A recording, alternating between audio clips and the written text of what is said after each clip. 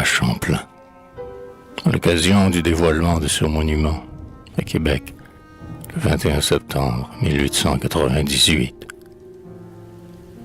Dans un rêve, un archange aux fulgurantes ailes m'enlevait du présent de vol vertigineux, et pour marquer des temps les phases immortelles, se dressaient du passé les sommets lumineux. Dans cette vision sublime, éblouissante, dans ce vol à travers les âges disparus, je vis de mon pays la fortune naissante. Et c'est toi, vieux Québec, c'est toi qui m'as paru.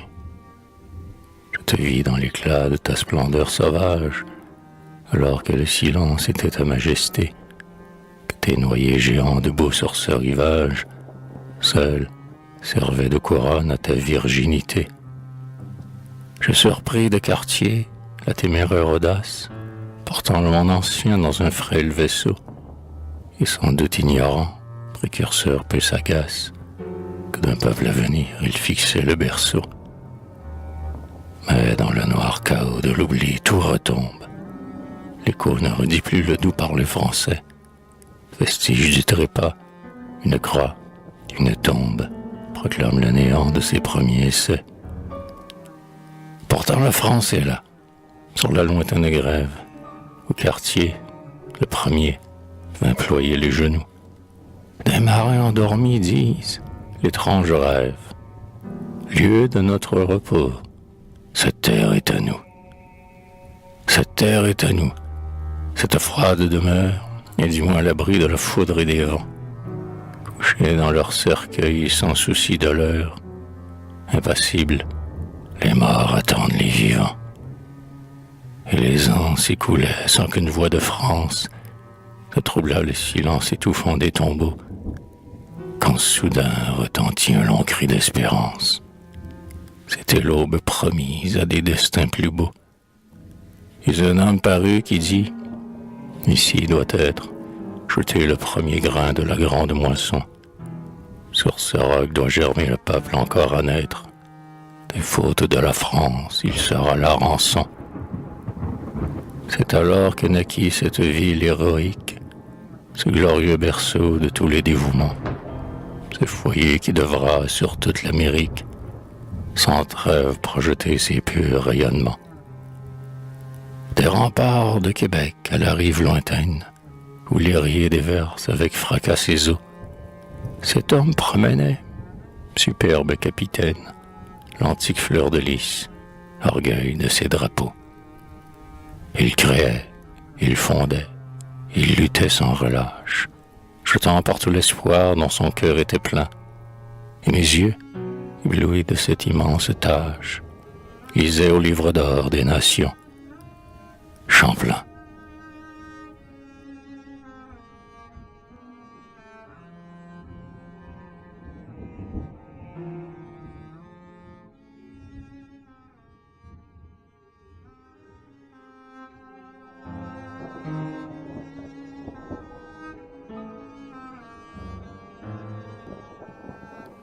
Je m'éveille, pourtant je crois rêver encore, car après 200 ans de lutte sans merci, pour remplacer Champlain que ce jour commémore, c'est un fils de Français que je revois ici. Oui, la réalité l'emporte sur la rêve. Les hommes du passé, sortis de leur cercueil, croiraient rêver sans doute en voyant, plein de sève, un peuple vigoureux survivre à tous ses deuils. Ici le fier drapeau qui flotte sur nos têtes n'est plus comme jadis l'antique drapeau blanc. La France est toujours là, car, bravant les tempêtes, robuste et le rameau surgit d'un sol sanglant. C'est qu'un peuple parfois accomplit des miracles, quand il a par exemple un héros comme toi, et que, fermant l'oreille aux sinistres oracles, il demeure fidèle à sa langue, à sa foi.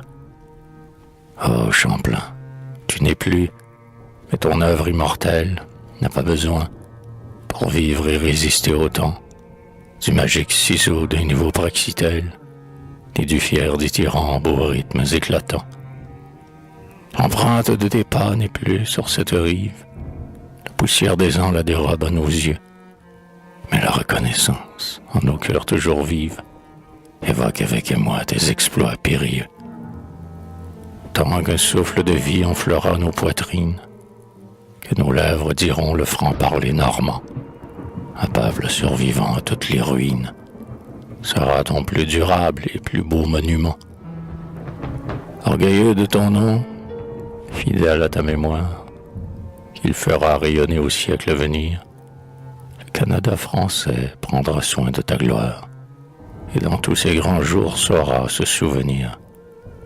Car, grâce à toi, la France ici se renouvelle. Elle retrouve ici son vieux sang rajeuni. Sa vigueur d'autrefois sur nos bords se révèle. Pour cette œuvre sainte, ô Champlain, sois béni. Ah, qui t'eût dit qu'après 2 grands siècles de lutte, les 2 races mêlant leurs drapeaux glorieux, sans faiblesse oublieraient leurs si longues disputes dans un commun hommage au premier des aïeux. Que des marins anglais salueraient à grande ombre, qu'un vice-roi debout acclamerait ton nom, et qu'au pied de ton socle une foule sans nombre mêlerait ses bravos clameurs du canon. Dresse-toi, noble et fier, voici l'apothéose. Un monde devant toi défile en s'inclinant, et, gardien de la ville en ta virile pose, l'ampleur de ton regard embrasse un continent.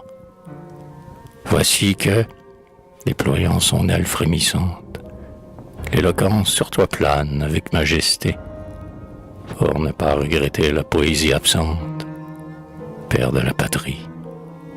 Ému, je t'ai chanté.